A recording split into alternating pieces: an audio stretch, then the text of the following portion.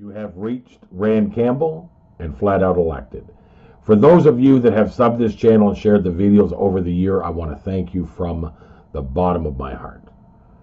For those of you that have helped out those in need, there is not enough thank yous to cover the wonderful thing that you have done. And the people that are receiving the assistance are absolutely grateful, I can assure you. If you're new to this channel is all about truth. This channel does not hide. This channel does not hide its face. It does not hide its voice. And it most certainly does not hide the truth. Check out this video. You're going to like this video.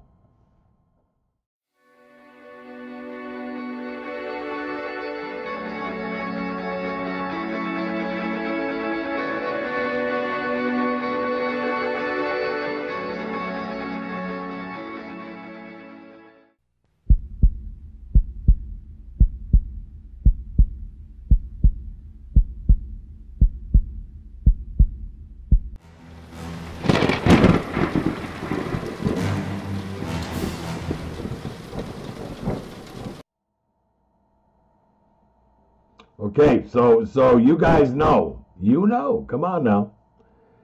You know the truth sets you free. I don't care what truth it is. You're going to get set free. You get stuck in a lie, you get caught in a deception. And then you come to the truth. You're going to be set free. Now, the truth is this, is that not everybody wants to be set free. Not everybody wants to know the truth. This is very apparent in the messengering of the truths that we have come to know in this world. I'm going to tell you a story. It was a post that I seen. And you know what? This post is actually a very, very wise post. It's an important truth to come to a lot of times in relationships and in, the people that we deal with on a day-to-day basis. Because you never know who's on your side. You never know who's willing to be truthful against all odds. I guess I should tell you the story, right? Okay, so here's the story. So a young man in a relationship with a woman, of which whom, he wasn't necessarily suspicious of her cheating, but he was certainly suspicious of whether or not the people around him were honest people. And so he calls his girlfriend's best friend one night. And he says to her on the telephone, "Hey, it's Bob. Is Cheryl there? She said she was going to your house tonight, and I haven't seen nor spoken to her for hours. I've been trying to reach her on her cell phone, and she's not answering. I don't know where she is, but she said that she was going to your house. Has she left yet?" And the friend says, "Oh, no, Bob. No, she's here. But she got drinking, and, we were partying a little bit, and she passed out on the couch. She's dead asleep. I don't want to wake her. But yeah, she's safe. She's here. She's on the couch." And so then Bob says, "Oh, really? Well, that's interesting, because she's actually upstairs in bed sleeping and has been for over an hour now. She never told me she was going to your house. She's actually been here all night and is now asleep upstairs. But I just wanted to know if you would lie for her." Now, isn't that interesting? To me, that is a very interesting and courageous way to challenge the level of people's honesty, the level of whether or not people would lie for anybody, whether it's a best friend, a family member, a loved one. Now, I'd be interested in your comments in the comment section on that. What I think it took a lot of courage for him to do that, because now first of all, he knows that he certainly can't trust her. And the other thing that comes to bear is that now when this so-called best friend, of which whom would lie, it becomes very uncomfortable when they're together now, because now they both know that situation, and they both know that she lied on behalf of her friend. Now, the friend might take that as a very good thing, but if you really, really think about it, it's not good at all. And I thought for that man to do that, for Bob, to make that call and to make that inquiry, was courageous, because you don't really want to know those types of truths a lot of times in life. Sometimes it's, best not to know that. But apparently he wanted to know if he could trust the woman he was going to marry, let's say. He wanted to know if he could trust her friend. And as it turns out, in that particular situation, no, he cannot. And so I'd like to hear your comments on that. But let me talk to you guys about the indoctrination of the mind and how the key to coming out of this imprisonment of this indoctrination, all of these deceptions here in this world, the key to that is within you. It's within you. And that key, the picking up of this key and the turning of that key require a number of things. But the very first thing it requires is courage. God does not like cowards. Make no mistake about that. I was saying to a friend of mine yesterday, he gets a little bit angry with some of these truths he's coming to, and, when he's trying to explain it to certain people, especially family members, and they don't respond or receive it the way he hopes they're going to. And he gets a little bit angry, and he's constantly questioning God as to why he has to know this truth. And I said to him very simply, God does not like cowards. He'll give these truths to those that have the courage, not only to receive truth, but as well to have the courage to be able to be a messenger of it.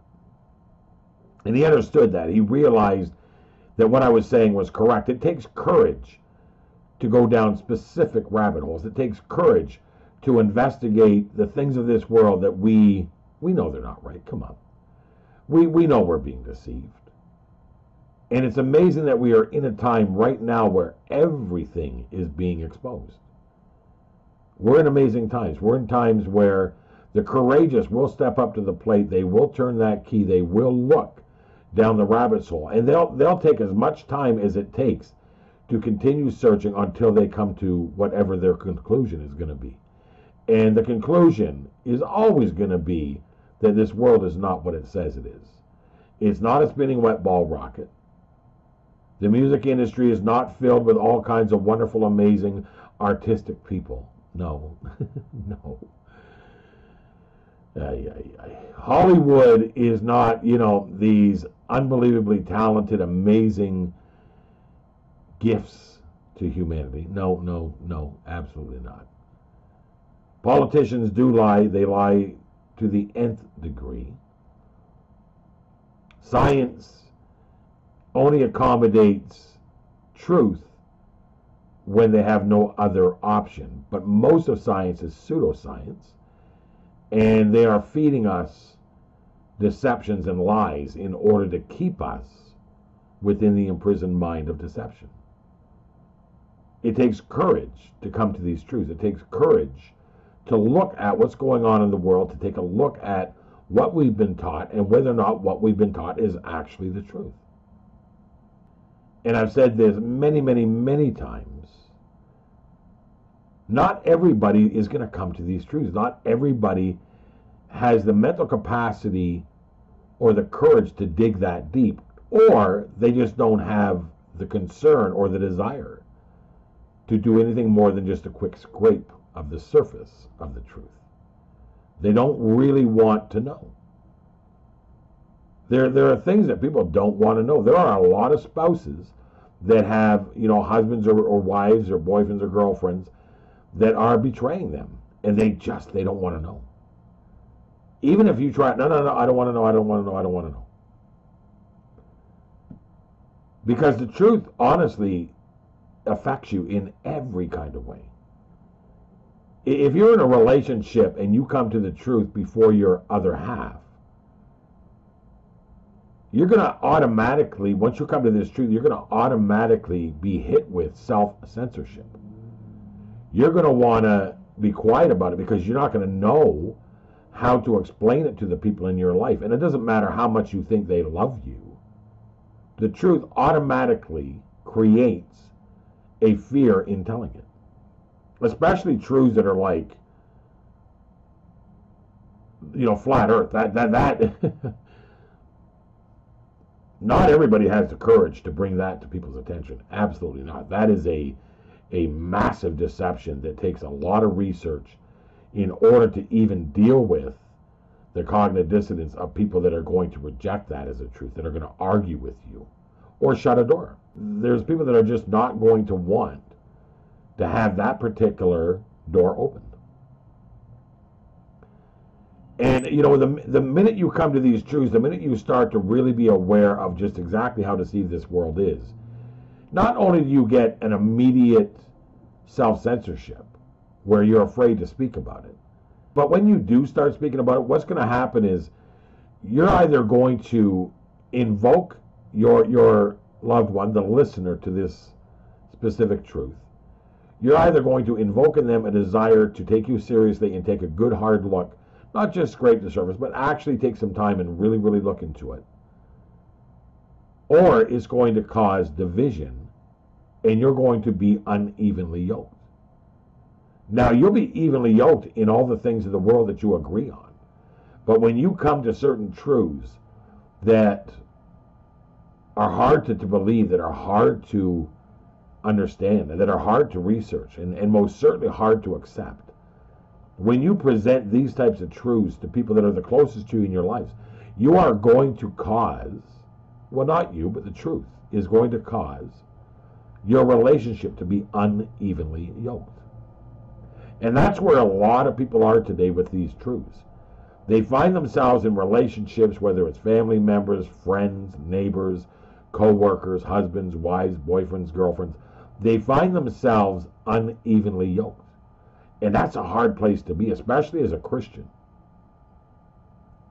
Because as a Christian, that's what you're seeking. That's, you married into a relationship. You engaged into a relationship in the hopes that you would be evenly yoked. Because evenly yoked means it's the oxen when they have the yokes in their mouth, and if one's pulling harder than the other one, or if one's going in another direction, the cart tips, or the entire cart and the oxen will go off into the ditch or off to the side of the road. It'll be a big problem. You cannot be unevenly yoked and heading in the same direction. You have to be going in the same direction at the same speed, pulling at the same strength. This is what being evenly yoked means. And this truth will make you unevenly yoked to almost everybody in your life.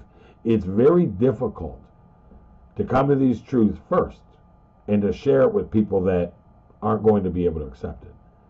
And it's heartbreaking when it's somebody you love. It's heartbreaking when it's somebody that you really respect and care for. And it's even harder for somebody that you actually share an intimate life with. It's very difficult to come to these truths and have to share them to people that are they're just going to reject them. It's extremely, extremely difficult. So here's my advice. If you're coming to these truths, if you're researching and you're taking some serious time and putting in some real effort, and you come to these truths, you get past your cognitive dissonance, or you get past all of the information that's put in front of you that we just know isn't the truth. And you come to that moment of knowing. And you feel that you need to share this with people. Take your time. Don't rush them with it. They can't handle a flood. It's the difference between throwing a glass of water on somebody and hitting them with a fire hose. You have to really, really, really be mindful that most people are not ready for this. This is why I thoroughly believe that God is in control of this increased knowledge. He's pouring it into this world in a way that there are those that are receiving it, and then it is us who he is using to be messengers of it. And so if you feel like you're a messenger of these truths, be pleasant about it. Don't be angry. This truth is a wonderful thing. And you need to be a person of which whom delivers it nicely. Deliver it nicely. Small increments. You don't have to flood them with the truth. And encourage people to do the research, but encourage them to really, really do the research. Not just graze the surface and come up with an immediate conclusion based on everything they thought was true, everything they've been indoctrinated in. Because of course there's videos out there that will align with what you've been taught. There is an opposition to this truth. And if the only thing that people are going to do is research the information coming from the opposition, well, it's going to align with their deception. It's going to align with their indoctrination, and their minds will not be set free. In order to come to these truths, you have to have a desire. People have to want to know the truth. And they have to have the intellectual ability to understand that there is an opposition that puts out the indoctrination that you already have. They're going to substantiate it.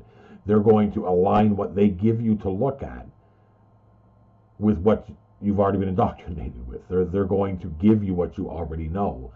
And you're going to take that information and be like, oh, well, nope, I wasn't lied to. I assure you were. You haven't done enough research, or the person of which whom is directing you to do the research isn't directing you correctly. You have to really, really, really look at the truth in order to receive it. But you have to have the courage and the desire to actually do the research. Look, if you guys enjoy these videos, if they give you edification, if they bring you closer to God, if they give you a better understanding, if you find a teaching in these messages, please sub the channel, share the videos, become a Patreon, please. Become a Patreon of this channel. I don't know if this channel is going to last through 2019. I'm praying that God will protect this channel. I know He does. But we have an opposition that is desperate to get rid of the truth in this world. So become a Patreon. That's another place where I put these videos. As well, please, please, please, I've said it many, many times, hit the bell so you get the updates. Share the videos with friends and family. You guys are absolutely wonderful. I thank you for being a part of Flat Out Elected and for encouraging me and edifying me with your comments. I ask that God sincerely bless you guys. Hit the button to help others out. I put a PayPal me link in the description. Hit that, help others. This is a good time of year to help those in need. Look, I know God is blessing you guys, but you guys stay focused on the Lord. Stay focused on the truth. We're okay. God's got this, I promise you. You guys be blessed. Take care of yourselves.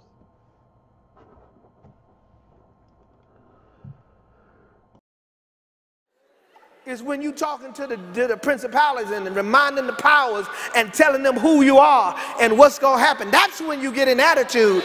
We have access to God with boldness and confidence. We can go boldly to the throne of God. We can go confidently to Him. But what does the devil do? He keeps bringing up your past. He keeps bringing up your failures. He keeps bringing up your shortcomings. I'm not going to God on the basis of my righteousness, not my righteousness. I'm going on the basis of His righteousness and who He is.